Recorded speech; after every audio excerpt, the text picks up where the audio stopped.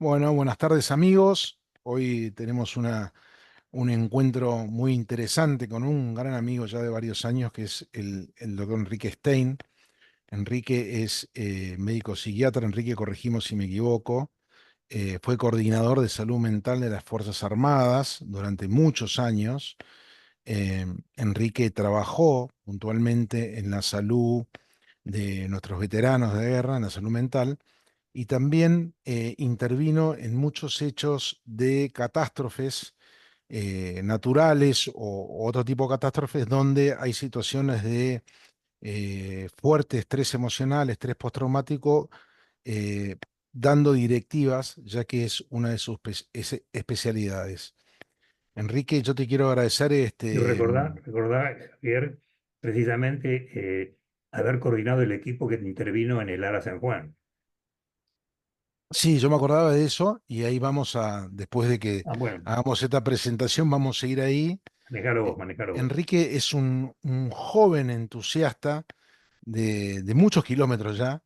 Enrique es del año 38, recién estaba chequeando esa información y parece de 50. Nadie sabe cómo lo hace.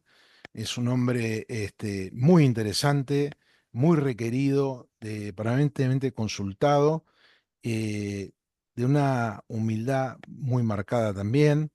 Él no lo dice, los amigos sabemos que se toma colectivos y se paga de su bolsillo viajes al interior para atender veteranos, lo ha hecho mucho tiempo, y además se ve que lo disfruta y que le hace bien porque en su rostro la expresión es de satisfacción por lo que hace. Enrique, Bien. muchas gracias No, gracias a vos, Javier, por por esta estar con nosotros. presentación.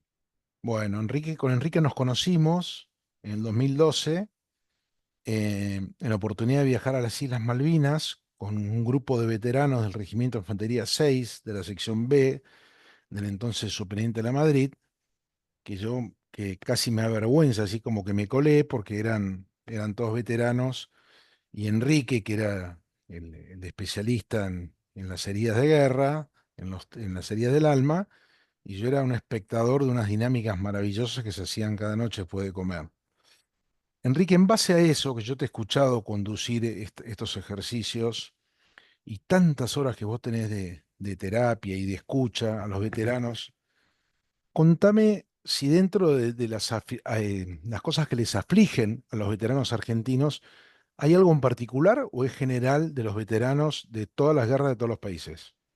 No, mira, hay, además, primero agradezco esta posibilidad de charlar contigo y el buen recuerdo de esa reunión en Malvinas, cuando precisamente después de hacer la recorrida por algunos de los lugares de batalla, los veteranos podían hablar. Uh, Y me parece que yo, vas a ver que repetidas veces en esta conversación voy a darle un valor importantísimo a la palabra. ¿Por qué? Porque la palabra significa la posibilidad de expresar lo que se siente, que si no se dice opera internamente como una mm, bomba de tiempo, depende de las personas, ¿no? Pero yo creo que en este caso me parece que los años de contacto con los veteranos, en primer lugar, quiero hacer una referencia a lo actitudinal. Y muchos colegas me preguntan cómo es. Lo primero tenés que tener una identificación con el veterano, no hacerte forzosamente malvinero, pero de alguna manera tener claro que el reconocimiento del esfuerzo, del trabajo, de la lucha y lo que pasaron como veteranos tiene una importancia muy importante para su reconocimiento, ¿no? Eso me parece que es muy importante. El punto es que vos me estás preguntando, yo lo dividiría en etapas, ¿no? Porque las consideraciones sobre el impacto de la guerra en la inmediata posguerra es uno, el desarrollo familiar, por un lado, en muchos casos, la no atención durante ese primer periodo generó las grandes dificultades que sabemos. El primer plan de salud mental para veteranos de Malvinas fue del año 92 o 94, o sea, 12 años después de la guerra. Una barbaridad. Lo cual no quiere decir que no haya habido gente, personas, además reconocidas profesionales. Una de ellas es la doctora Alejandra Ruiz López, con quien estoy en el capítulo de psicotrauma de la Asociación de Psiquiatras, y otros que han trabajado a partir de experiencias que han venido, algunas propias y otras aprendidas de otros países, particularmente algunos que tuvieron la oportunidad de encontrarse con veteranos de la guerra de Vietnam o de la guerra de Corea, ¿no? Yo para poder dar noción de el impacto, creo que lo dividiría en periodos según qué. Yo creo que en el primer periodo hablábamos nosotros de la salud de los veteranos. Yo reconozco autocríticamente que en ese momento teníamos no suficiente comprensión de lo grupal familiar. ¿Por qué? Porque la guerra es cierto que en el frente de batalla estaban nuestros soldados oficiales y suboficiales, pero había un contexto de grupo familiar que de alguna manera indirectamente sufría la situación de impacto, además de los temores, las noticias, la información. Eh, y a su vez, esto que digo de los familiares es muy importante para pensar que la evolución durante la guerra y después de la guerra de nuestros veteranos tenía también mucho que ver con todo lo previo a la guerra. Es decir, tenían un grupo de continente familiar, qué infancia habían tenido, si habían tenido problemas, digamos, de salud, porque en última instancia, más allá de quien determinó el inicio de la guerra, yo creo que ha sido una guerra justa, esto lo confirmo política y socialmente, creo que en ese sentido, lo previo, o sea, la estructura familiar, era muy, muy importante, y yo hago mucho énfasis en lo grupal, porque todos nosotros nos constituimos como sujetos humanos en grupo. Ninguno de nosotros puede constituirse como ser humano individual si no está integrado en un grupo. Por eso sostengo aquello de el sostén grupal del psiquismo individual. Y fíjate que desde el punto de vista de la guerra hay experiencias muy importantes en lo grupal. Bion, que era un médico inglés, eh, termina la Segunda Guerra y en las cuadras donde se recuperaban de las heridas los que habían pasado por la guerra, tenía una conducta de este tipo. Si limpiaban la cuadra individualmente era un resultado, pero cuando los asociaba grupalmente para hacer las tareas que tenían que ver con la limpieza, por ejemplo, u otras tareas, el resultado desde el punto de vista de la salud era más positivo. De modo que esto me da la impresión que no por simplemente como pasar como un aviso, pero la importancia de lo grupal, tanto previo a la guerra como durante la guerra, en la conexión, obviamente, no quiero entrar en los detalles de lo que significó la camaradería, de lo que significó el estar con el compañero, o lo que significó la vida y la muerte a cada minuto en la guerra. Pero me parece que es importante tener en cuenta esto, que es lo previo. Indudablemente, la situación de nuestros veteranos en la inmediata posguerra fue tremenda. Eh, pero más que nada por el no reconocimiento. Es decir, quizás yo esté repitiendo cosas, pero me parece que es importante para focalizarlos y para ver en última instancia qué pudo haber quedado de esa situación, de ya producto de la desmalvinización, pero al mismo tiempo de que el Estado no se ocupaba ni siquiera en el cumplimiento de una ley, porque había en el 83 una ley que implicaba, creo que 23.609, que todo veterano de guerra debía ser revisado en su lugar de residencia por el sistema público de salud, ley que no se cumplió, y yo diría que hay un altísimo porcentaje todavía de veteranos que no han tenido ninguna posibilidad de acceder a un sistema de salud. Entonces te quisiera preguntar, en base a lo que estás diciendo, además de la ausencia del Estado, si acaso el veterano hubiera tenido reconocimiento de la sociedad, sus heridas hubieran sido más fáciles de llevar. Absolutamente, absolutamente. ¿Por qué? Porque el reconocimiento tiene que ver con una cosa muy importante que es la autoestima, ¿no? Y yo creo que en ese sentido, en cualquier profesión, el reconocimiento es importante, pero en el caso particular de quien pasó por una situación disruptiva, tan importante es mucho más. Fíjate que estoy hablando de situación disruptiva y exprofeso no he utilizado la palabra trauma. No quiero entrar en un detalle técnico porque no es el motivo de la conversación. ¿Por qué? Porque en realidad la palabra trauma muchas veces queda asociada a lo patológico, a la enfermedad. En cambio, uno puede decir, cada uno de nosotros pasa por montones de situaciones disruptivas, lo que sé, chocaste, te llevaste por delante a alguien o participaste de una guerra, pero no necesariamente esa situación disruptiva implicaría dejar una huella patológica. Huella deja, sin ninguna duda, sin ninguna duda. El tema es si esas huellas importantes que quedan de situaciones disruptivas pueden ser trabajadas o no desde un punto de vista terapéutico o desde un punto de vista familiar o, como yo te decía al principio, poder ponerle palabras. O fíjate que refiriéndome a la experiencia que hicimos cuando fuimos a Malvinas, luego de la recorrida por los campos de batalla. Volvíamos y las posibilidades de la gente era que podía hablar de lo que le pasaba. Solo uno de los muchachos se quebró un poco emocionalmente, pero ¿qué pasaba?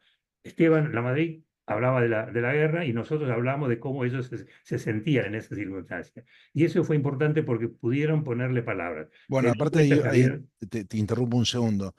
Vos acabas de hablar de lo grupal Sí, y yo creo que ese viaje de cada veterano, si hubiera sido a nivel ir solo, hubiera sido una cosa. Ahora, si vuelve con los compañeros de su sección y vuelven a subir a los montes y lo hacen cantando la canción o la marcha en infante argentino, se generaba un clima de recuperar claro, la dignidad, recuperar el orgullo, el que está totalmente, al lado me entiende, entonces fluía algo. Entonces totalmente. vuelvo a preguntarte, si el reconocimiento de la sociedad y la familia hubiera ayudado a sanar las heridas de manera inversamente proporcional, Sí, no haber contado con el apoyo de la sociedad que los invisibiliza estoy y las seguro. familias que por ignorancia no preguntan, generan un ruido, un silencio muy ruidoso, muy doloroso, que en vez de apalear la patología o el dolor, lo incrementa. Esa es mi pregunta.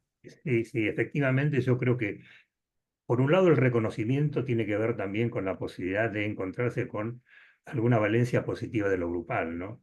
Es decir, no solamente una cuestión económica, que eso fue después, sino más que nada para entender de que quien pasa por una situación difícil, viene alguien, te abraza, te da una mano, te puede ayudar a poner en palabras lo que te pasó, creo que ahí eso vale decenas de horas terapéuticas.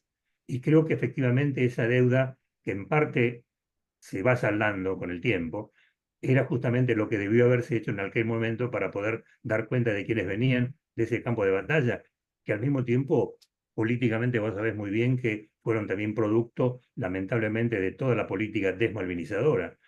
Creo que efectivamente uno quizá no lo puede probar retrospectivamente, pero no hay ninguna duda, para cualquier situación disruptiva, si vos tenés la posibilidad, vos fíjate que, te doy un ejemplo, no me voy a dar un detalle técnico, pero una situación disruptiva, por ejemplo, poner lo del submarino, impacta emocionalmente rápidamente la situación emocional y desde el punto de vista de lo neurobiológico, lo que funciona es la parte más primitiva del cerebro, que es la parte emocional.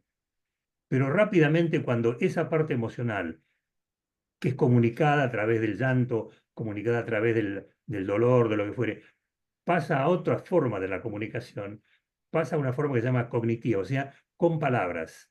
Por eso Claro. todavía, siendo que hay veteranos que no han hablado, no quiere decir que necesariamente tengan una patología, pero la probabilidad y la susceptibilidad, yo diría mejor que una palabra, la vulnerabilidad de aquel que no tuvo la posibilidad de poner en palabras el sufrimiento, queda abierto como una herida que en cualquier momento puede dispararse. No necesariamente, pero que en algún momento puede dispararse. Enrique, qué es lo que más escuchás en terapia de las cosas que le afligen al veterano? Bueno, mira, hay una cuestión que yo he tratado, digamos, de que una forma de ayudarlos era que ellos también pudieran verse además de veteranos como ciudadanos argentinos.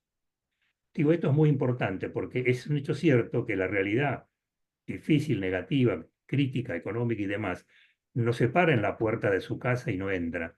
Él vive en esta sociedad, tiene que llevar los chicos al colegio, aparecen nuevos problemas. Yo creo que uno de los problemas importantes que uno está viendo es qué está pasando con los hijos adolescentes en un mundo fuertemente presionado por el consumo, consumo de droga, consumo de alcohol, consumo de sustancias y ahora consumo de juego, ¿no? Entre otras cosas. De modo que yo lo que más pude visualizar depende del periodo e insisto, depende de la experiencia familiar.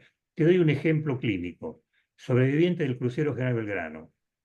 Viene de la guerra, los padres separados no sabían si el hijo estaba vivo o no.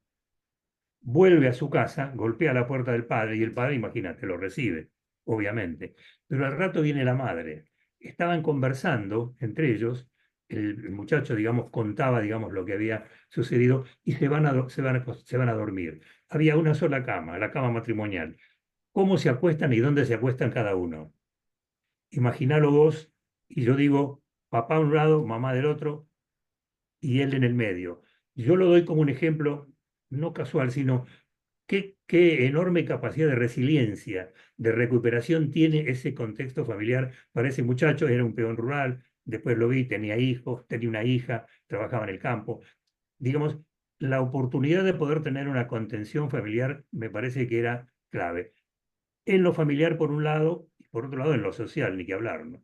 Yo creo que efectivamente esa deuda sigue siendo una deuda en parte. Yo ya hablo de una deuda moral y de una deuda sanitaria también, pero creo que lo que yo pude ver más que nada era en los primeros periodos quienes hablaban y podían decir lo suyo, quienes no hablaban y tardaron años en hablar y aparentemente estaban bien, pero luego contrafácticamente algunos pasaron, digamos, a una especie de sobreactuación reconocida, pero sobreactuación donde de alguna manera les cuesta muchas veces salir solo del rol veterano y ubicarse con el rol ciudadano. Creo que eso se va logrando porque la realidad lo va imponiendo.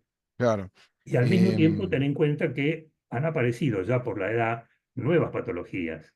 Aparece la diabetes, aparece la hipertensión, y yo creo que una cosa muy importante que observo, y no lo digo en ningún caso en particular, que están apareciendo también temas con lo familiar.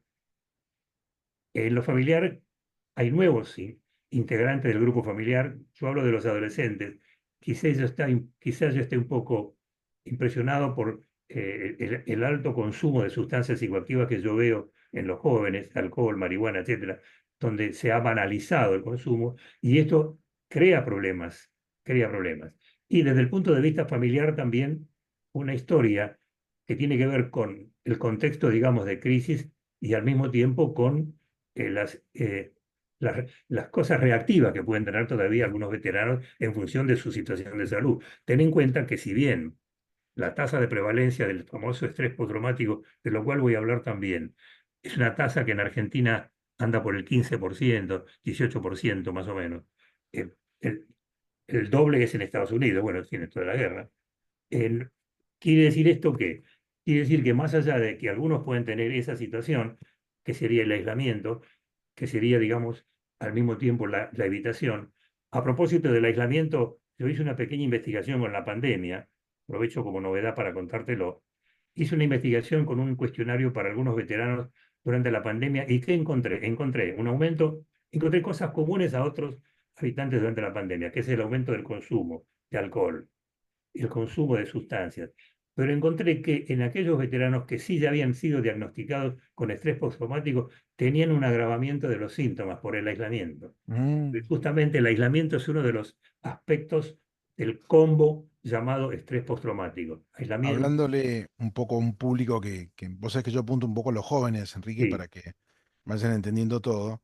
Yo quiero que les cuentes en un lenguaje sencillo cómo puede influir en la psiquis de un chico o de un joven de 18, 19, 20 años, por ejemplo, estar en lo que se llamaba una noche de Ablande, donde el fuego naval empezaba religiosamente a las 00 a bombardear en la previa un ataque y a veces en una noche caían más de 100 bombas. Cada bomba hacía temblar la tierra, estremecía los oídos, el ruido, el cuerpo y esas bombas eran miedo y eran el preludio a una batalla donde iban a morir muchos y después veían a sus compañeros morir. Entonces, acá, después de la guerra, muchos, o la mayoría no volvieron a ir a una guerra, pero volvieron a escuchar ruidos similares a lo que podría ser una sí, claro, explosión y claro, ese estímulo puede generar lo que se llama un flashback, que tu cuerpo, que tu mente vuelva atrás, recuerde eso y que tu cuerpo exactamente, sienta lo que sintió en ese momento. ¿Se lo querés contar a la exactamente. gente cómo es eso?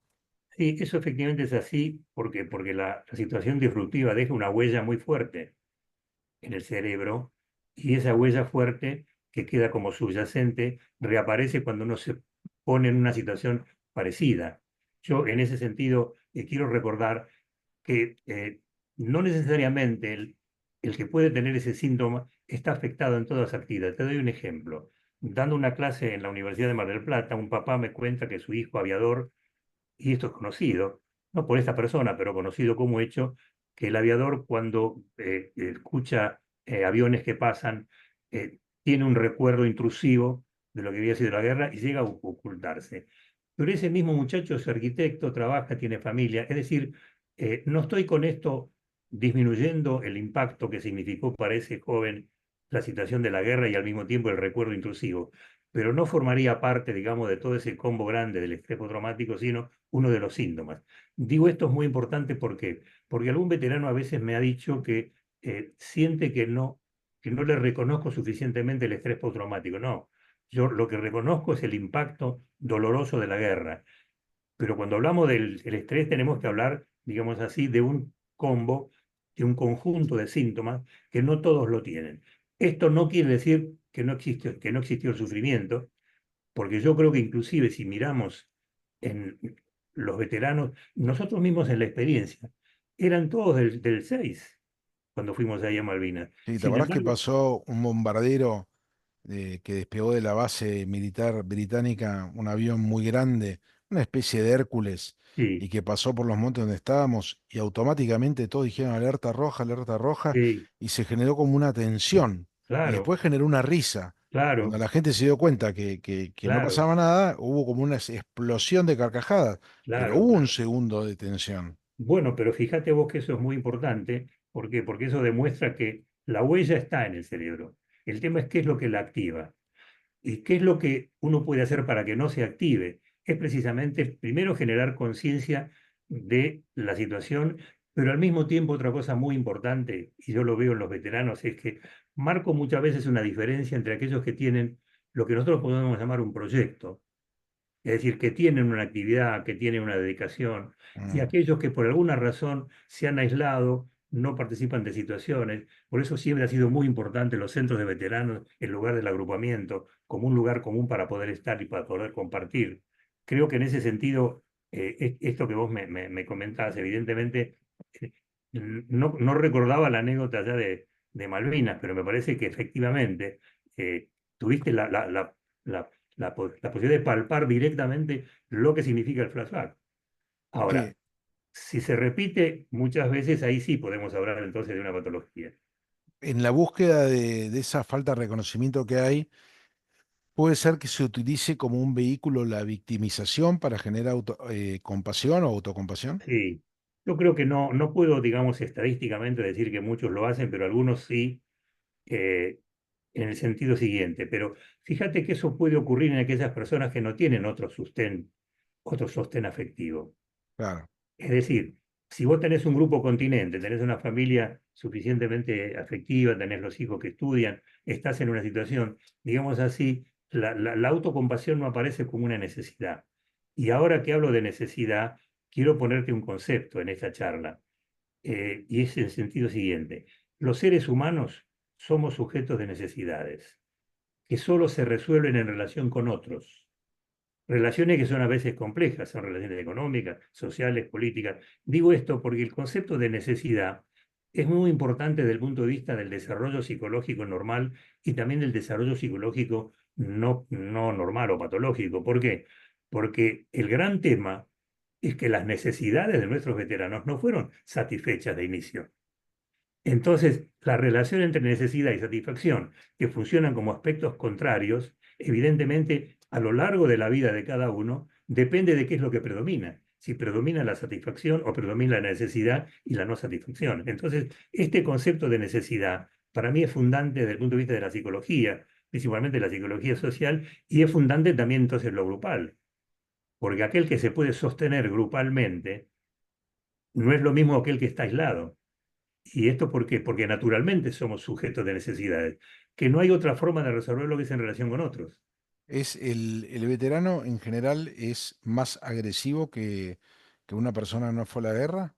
No, yo no. Yo creo que la tasa de agresividad puede ser en el caso de que haya algún veterano que puede, por razones, digamos así, de su necesidad, entre comillas, pudo haber sido un consumidor de alcohol o consumidor de sustancias.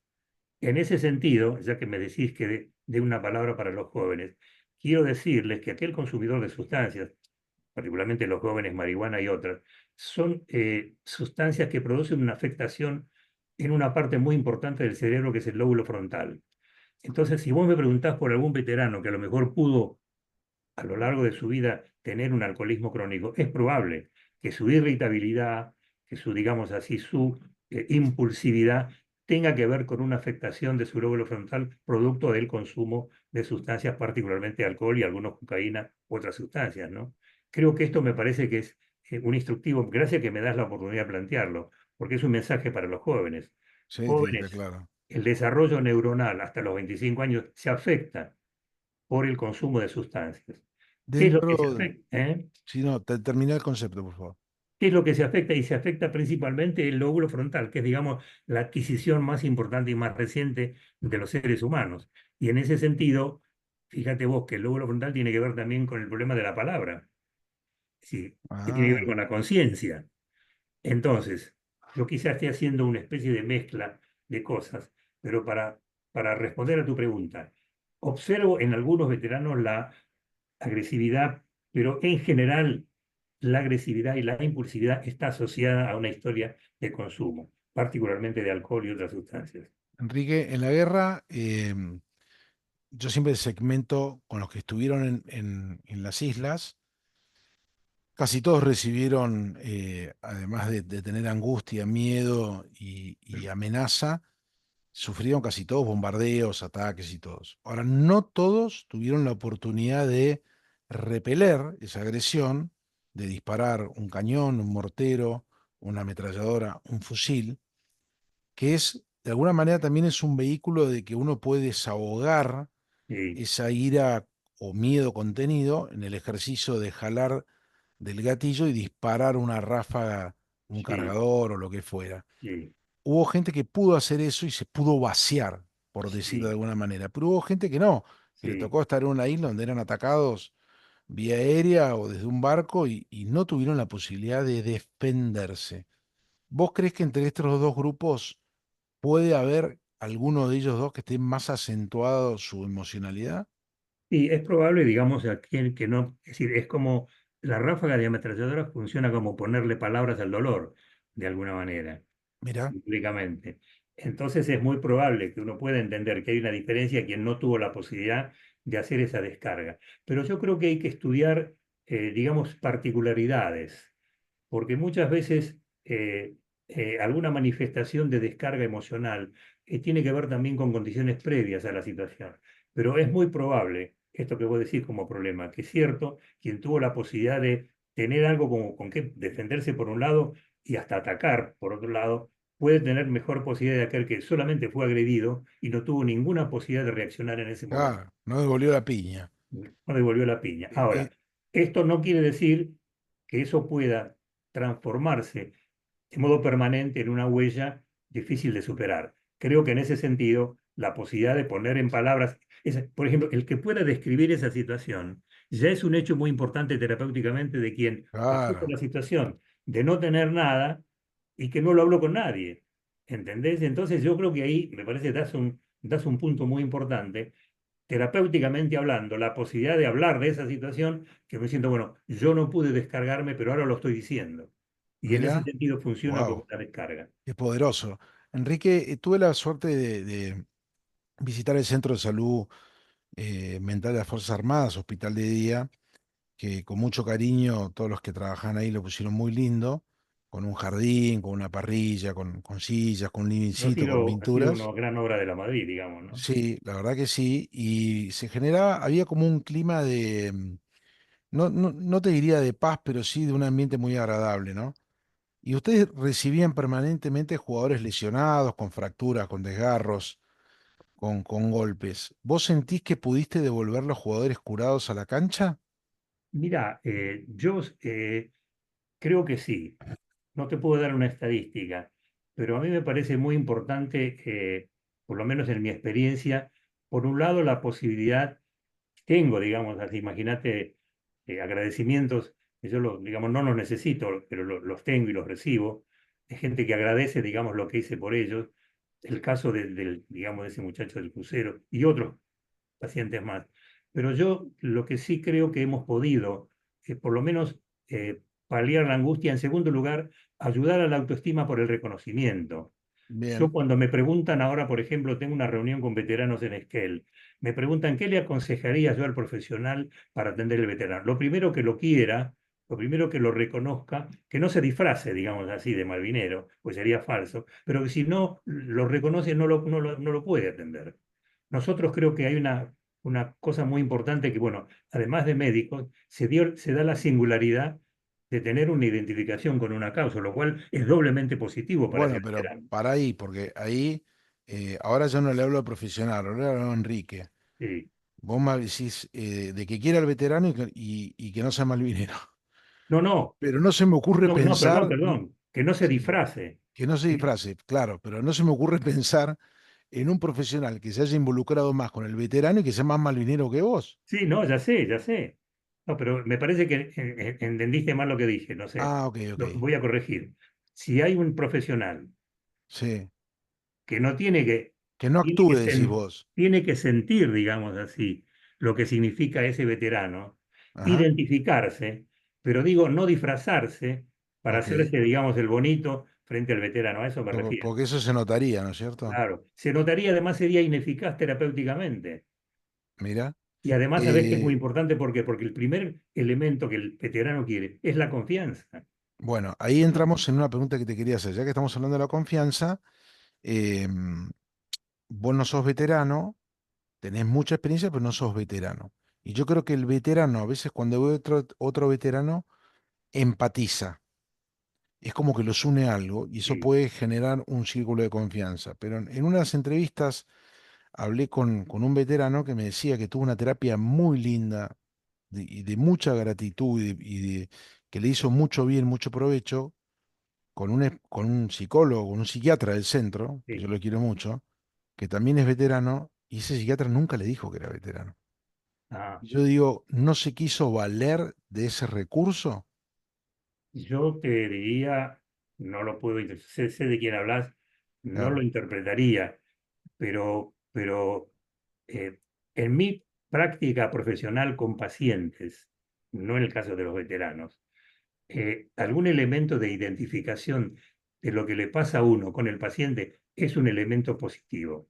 Acerca, ¿no? ¿Eh? Acerca posiciones. Sí, sí, sí. Yo creo que genera más confianza y no te ve como un extraterrestre, te ve como una persona humana común. Te digo porque algunos psicoanalistas me dicen, bueno, vos de lo tuyo no tenés que hablar. Bueno, yo de las cosas íntimas mías no le hablo a nadie.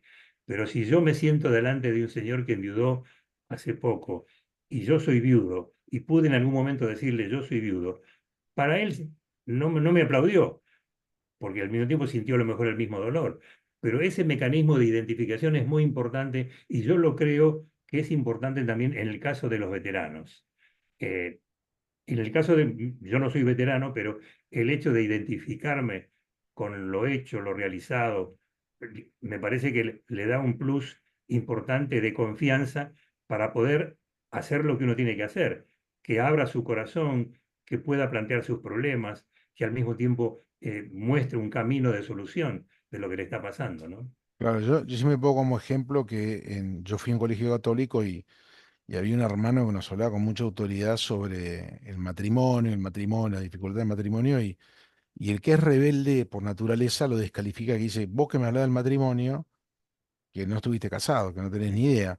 Y por ahí habla del matrimonio desde que lo que estudió, de la cantidad de gente con la que charló, y puede sacar muy buenas ideas. Y yo me enojaba con un médico amigo que me operó la rodilla, que me la destrocé jugando un deporte, y yo le decía que él no me entendía lo que yo sufría de no poder apoyar, de no poder estirar recta, y le hacía un montón de preguntas que se veía que a él le molestaban. Bueno, este doctor, 20 años después, un caballo lo revolvió por el aire y tuvo una lesión igual o peor, y ahora cuando hablo con él siento que podemos hablar el mismo idioma. Entonces Claro, me imagino qué interesante. Sí. que este profesional de la salud, que es veterano de guerra, que es un caballerazo y que ha ayudado a tanta gente, yo creo que por humildad y por modestia no cuenta que es veterano. Sí, es probable, es probable. Por eso yo creo que hay que ver en un caso particular, ¿no? Claro, Hay claro, quien claro.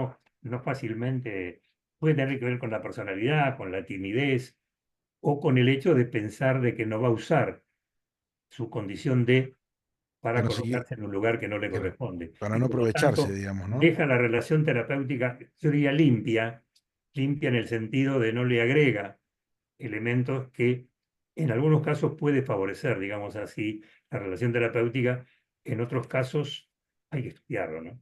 ¿Cuántos años trabajaste con veteranos, Enrique? Mirá, yo trabajé con veteranos individualmente apenas pasó la guerra, porque en el 82 apenas pasó la guerra, yo estaba en un movimiento en aquel momento que se llamaba de Reconstrucción y Desarrollo de la Cultura Nacional, y hicimos una reunión grupal y sacamos una declaración con Sábato, no sé si alguna vez te lo mencioné, No. una declaración extraordinaria que puso a los europeos de la nuca, donde decía que vienen a hablar de democracia los que se llenaron sus manos con sangre, digamos, en África, etcétera. Pero empecé a atender individualmente a alguna gente que me reclamaba. Ujú. Institucionalmente, recién varios años después, creamos, en el caso de Caseros con la licenciada Velati, un centro de veteranos entre de febrero, en Caseros, ya el año 2000. Empecé a atender a algunos civiles en el año 2006, 2007, 2008 y luego en el 2009, eh, perdón, en el 2010 ingresé a trabajar en el ministerio con la tarea de veteranos y seguí Mira. atendiendo veteranos y O sea que todavía, tenés recorrido en tu práctica profesional más de 40 años de veterano de guerra sí, y sí, particularmente de Malvinas. sí, sí, sí, ¿Y qué te sí. pasa con el veterano de Malvinas? Te involucraste, como dicen los chicos, hasta las pelotas, ¿no? Me involucré hasta las pelotas porque eh, yo creo que han hecho una cosa grande. Esos muchachos, esos oficiales, han hecho una cosa grande. Y una cosa grande tiene que ver con la patria, tiene que ver con el país, tiene que ver con la dignidad, tiene que ver con la soberanía. Entonces, son valores que yo los tenía también de joven, aún antes de empezar. Inclusive los tuve como estudiante de medicina. Yo como estudiante de medicina, yo estuve en el Consejo Académico, hicimos la reforma académica más importante de la Facultad de Medicina, que fue la creación de las unidades hospitalarias. Después fui miembro de mayoría del Consejo Superior de la Mira, Universidad de Buenos Aires en la época de Fernández Long. Que mira. dicho sea de paso, Fernández Long, el, el 2 de abril se toman las Malvinas. El 4 me encuentro con él en la Feria del Libro y me dice Fernández Long, nos metieron en una guerra. Eso me dijo Fernández Long.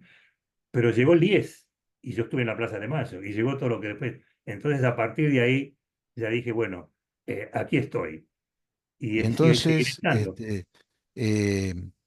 eh, con todo lo malvinero que sos y con todo el cariño que tenés a tantos pacientes y tantos amigos, que me consta que los tenés y muchos, ¿qué te pasa en la temporada alta de Malvinas? En abril, en mayo, cuando lo ves en televisión, cuando ves los desfiles, cuando escuchás la marcha. No, a mí, digamos, la marcha me emociona. Estuve en el desfile. Vos sabés que me pasaba una cosa muy interesante. Es decir, algunos amigos, el Alperín, general y otros, me decían, bueno, que me quedara dentro de la marcha. Digo, no, yo no soy veterano. Yo soy médico de veteranos. Que dicho sea de paso, eh, lo siento con orgullo, ¿no? Cuando alguien Claro. me pregunta qué se dedica, yo soy médico de veteranos. Imagínate, para mucha gente es una cosa respetable. Entonces, estuve en la manifestación y en esos tiempos desde abril, evidentemente, no hago más que reafirmar la trayectoria que uno ha tenido, ¿no? ¿Te pones más sensible? No, no, me preocupa, digamos así, lo que falta. No es que me ponga más sensible en el sentido de dolor, pero creo que me mueve a decir, caramba, todavía hay mucho por hacer. Hay una deuda social, hay una deuda sanitaria con nuestros veteranos y tenemos que seguir trabajando en esa dirección. Hubo Y una imagen del desfile, te vi, yo te vi de lejos. Nos saludamos, me parece, no me acuerdo. Hay una imagen cuando pasan desfilando. Bueno, primero, en la previa al desfile se ve esto que cuando se juntan viejos sí, camaradas, vuelven a sí, tener 20 años y está el sí, chiste, el gracioso, al que joroban, sí, el que joroba. También hay un flashback, ¿no? Que vuelven sí, a ese año. Y después se segmentan, ¿no? Porque van por fuerza y sí, por sí, fracción, por sección, por lo que fuere. Y cuando desfilaron los de Fuerza Aérea, pasó un alto oficial de Fuerza Aérea de unos 90 años, que después le hizo una entrevista, desfilando con una dignidad, sí, que yo creo que todos los que los vimos sí, se nos hizo un nudo en la sí, garganta. absolutamente. Eh, ¿Será que yo quiero, a veces pierdo la objetividad porque soy un poco idílico, un poco romántico, pero ¿será que habrá llegado el momento que la gente empieza a entender Malvinas, empieza a entender al veterano y empieza a emocionarse con el veterano? Pues yo vi mucha gente emocionada. Pero yo creo que sí. Yo creo que sí, yo creo que justamente por alguna razón hubo tiempo en que no se hacían los desfiles.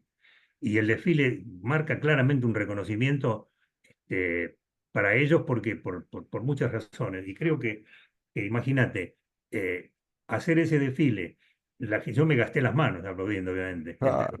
en un costado. Para los veteranos es lo que es.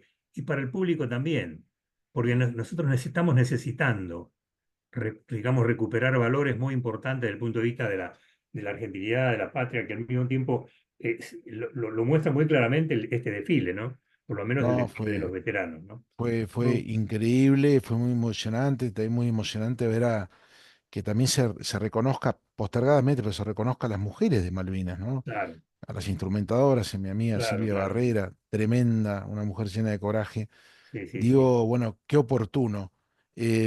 A veces en las redes, vos sabés que yo no me meto en temas políticos, pero así como el veterano no habló durante muchos años de la guerra, dicen que es de manual, que no se habla por mucho tiempo, y después se destraba y empiezan a hablar, ahora empiezan a hablar entre ellos, que se discuten, que bueno estuviste, que sí estuve, no, que en realidad no la merecía, que la merecía fulano.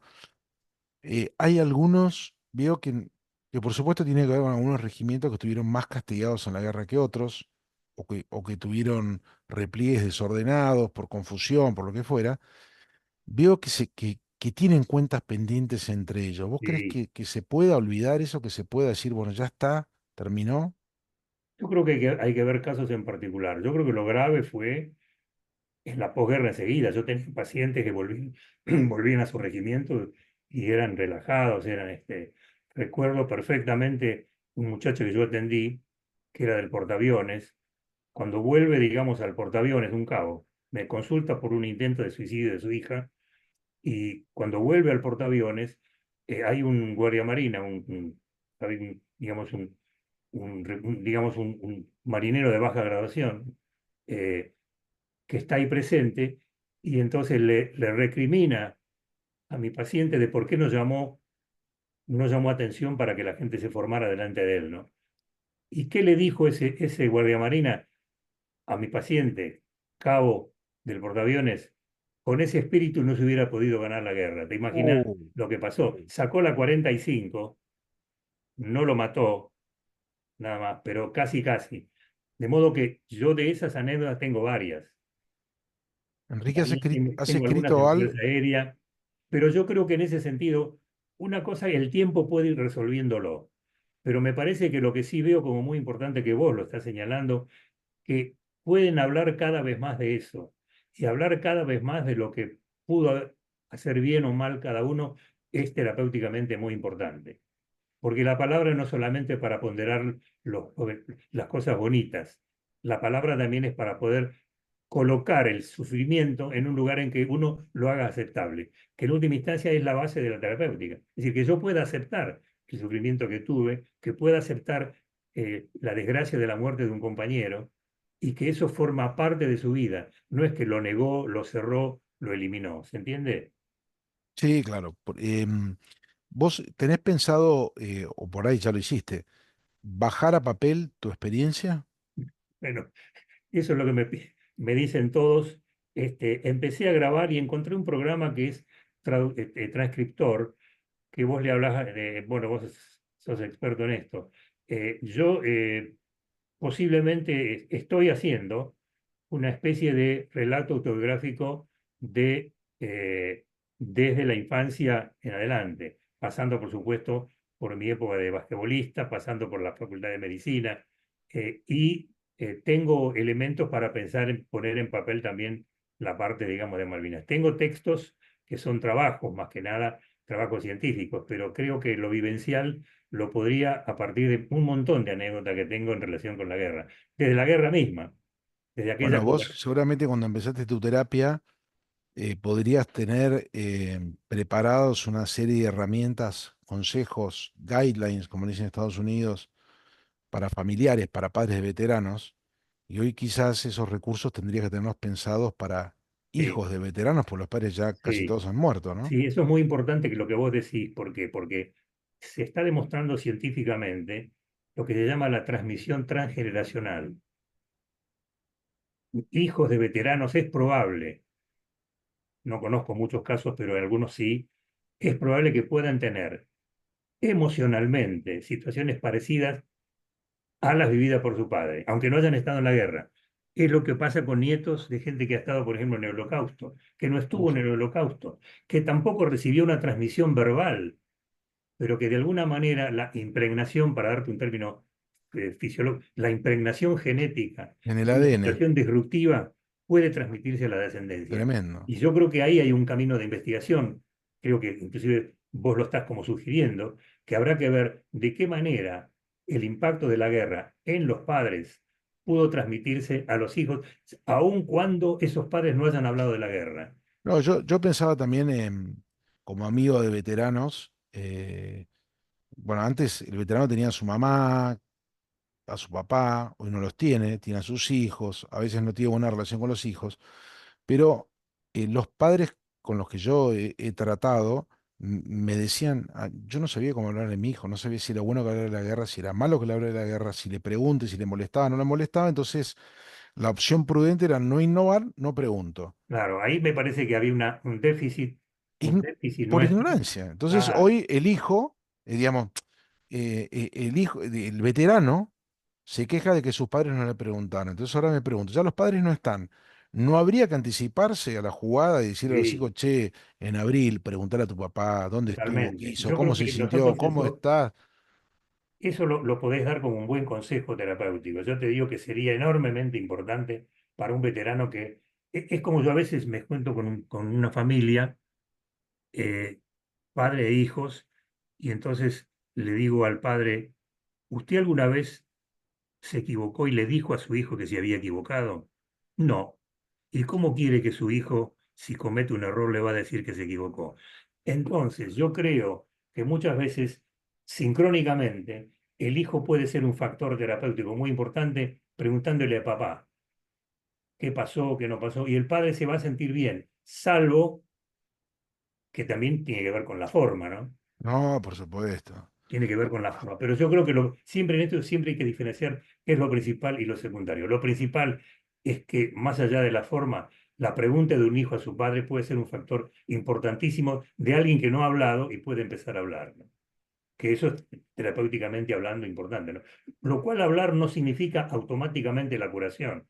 Hablar significa poder descomprimir una situación que puede en un primer momento hasta ser desagradable, pero que a la larga significa el reconocimiento del otro, y nada más y nada menos que un hijo. Por eso yo creo que esto que vos me decís es muy importante que nosotros podamos aconsejar en nuestra relación con los jóvenes, hijos de veteranos, y también con algunos veteranos, esta posibilidad de mejorar el diálogo familiar, ¿no? Que en última Eh, instancia, insisto, es el sostén grupal del psiquismo de cada persona. Vos sabés que esto que decías de que pasa transgeneracionalmente, Sí, es como cuando, no sé. Yo conozco un caso de un señor que se suicidó en su familia, durante generaciones no se habló del tema, entonces uno imaginaba que era por un tema, otro que era por otro tema, pero el recuerdo o la evocación de esta persona generaba una tensión familiarmente muy fuerte.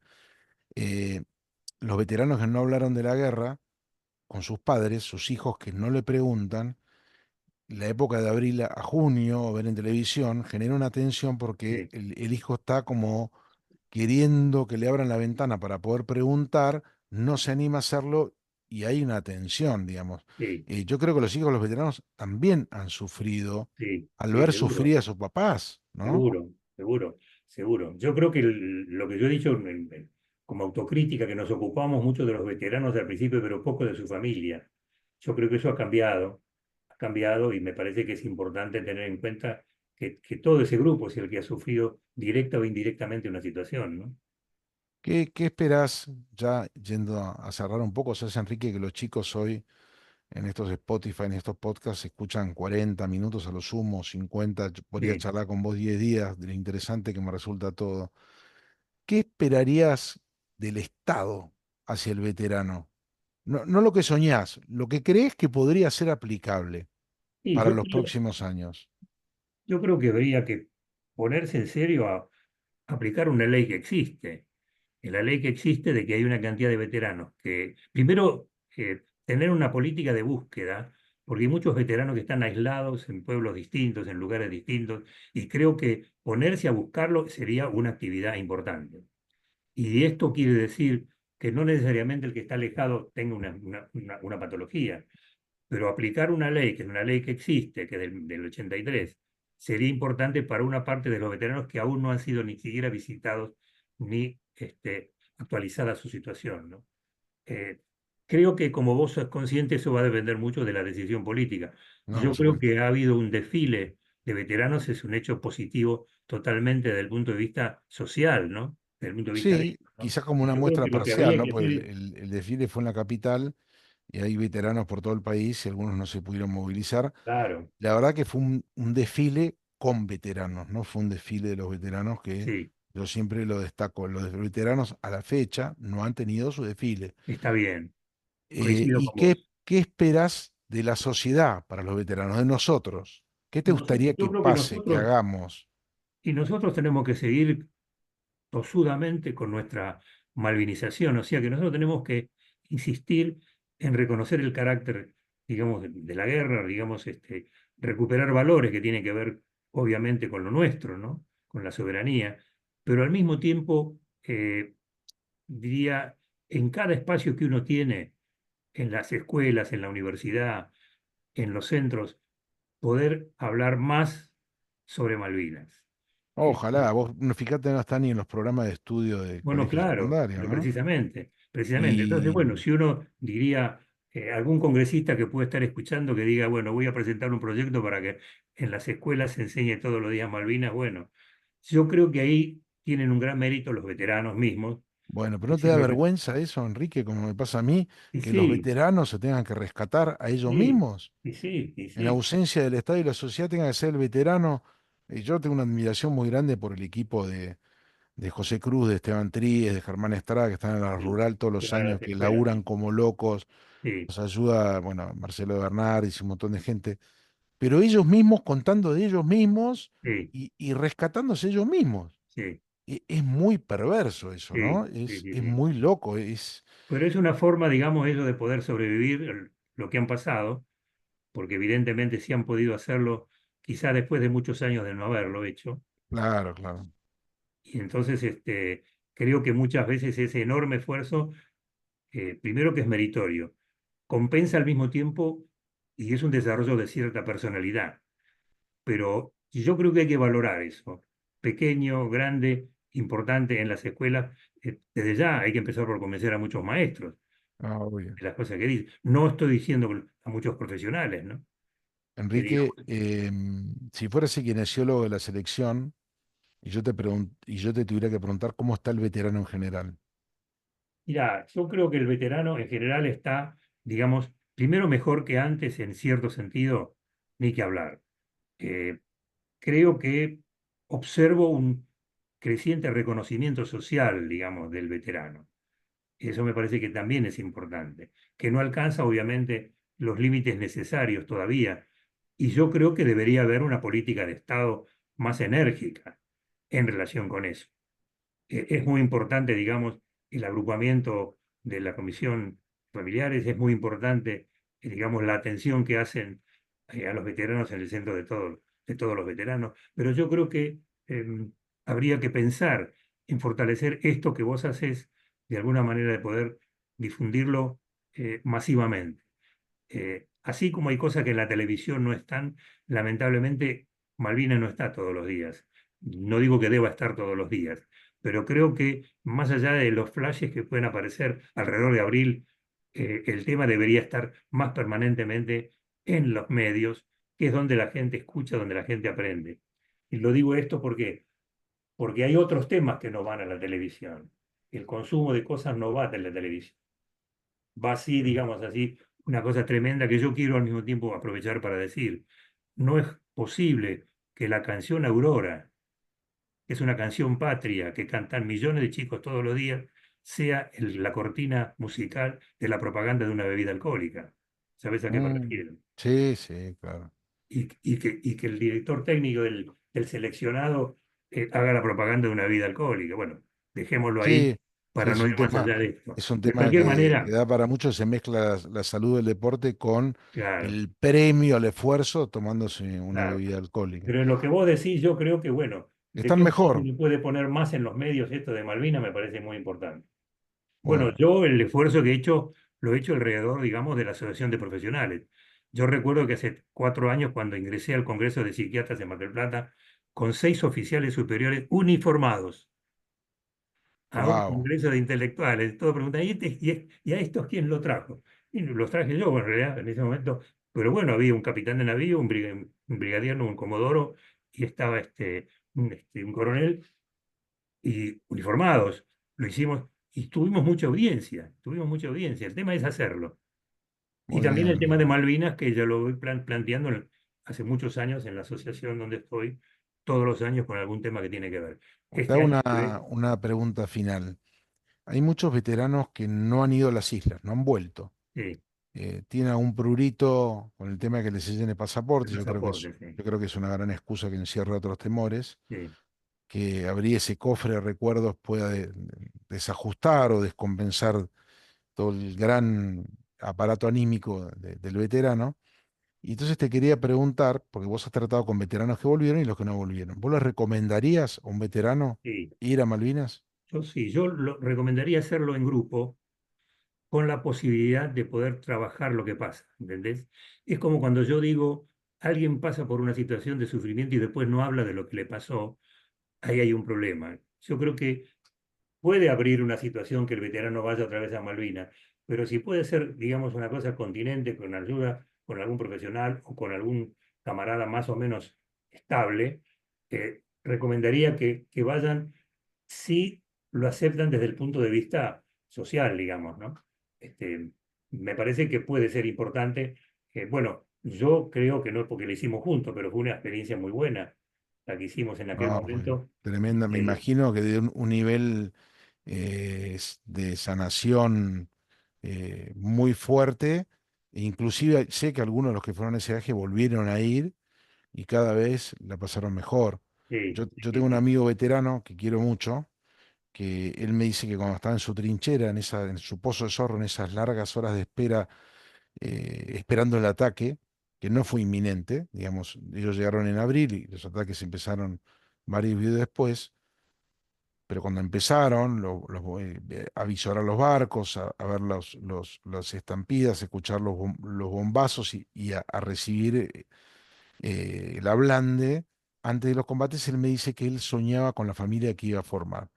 Entonces yo le digo, bueno, ¿por qué no llevas a tu familia ahí, a esa posición, que yo estuve en tu posición, sé cuál es, y decirles acá, en este lugar, yo los pensé a todos ustedes. claro, Y el hecho de imaginarlos me hizo bien. Vos tenés que hacer eso, no, que el pasaporte, que la puta madre. Entonces, yo digo, y como vos sabés que yo a veces no mido y a veces me pongo intenso, o muchas veces me pongo intenso, porque no tengo, no sé discernir el hasta dónde. ¿Vos me recomendarías que yo insista con este señor y que le diga, anda a Malvinas con tu familia?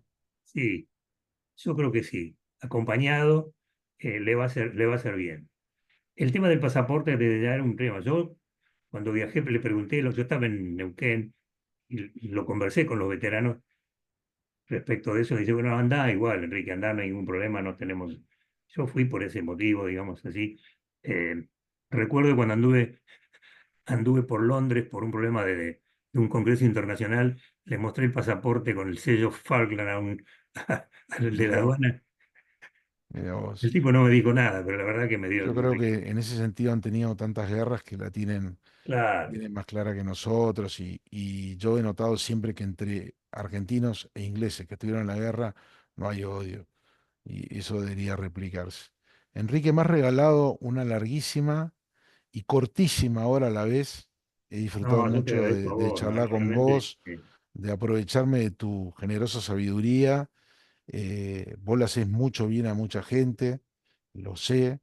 Sé que intentaste, bueno, por cuestiones de agenda no lo pudiste terminar, hacer el curso oficial de reserva del Ejército sí, Argentino, sí, sí, sí, eh, que por ser el más antiguo generacionalmente era un motivo sí, de me un acuerdo, liderazgo y un ejemplo muy grande para todo el mundo, sí, un sí, genio, siempre con el ejemplo. Y bueno, yo te quiero agradecer por regalarme este tiempo y por lo que haces por los veteranos. No, yo te Y quiero agradecer a vos porque sos parte, digamos, de la gente bueno, muy gracias, querida, Enrique. ¿por qué? Porque sé que tenés una pasión por esto, ¿no? Y como dijo alguien, para hacer algo grande hay que estar entusiasmado. Y vos Mirá qué traes buena frase. entusiasmo. Bueno, gracias, Enrique. Ojalá nos veamos pronto.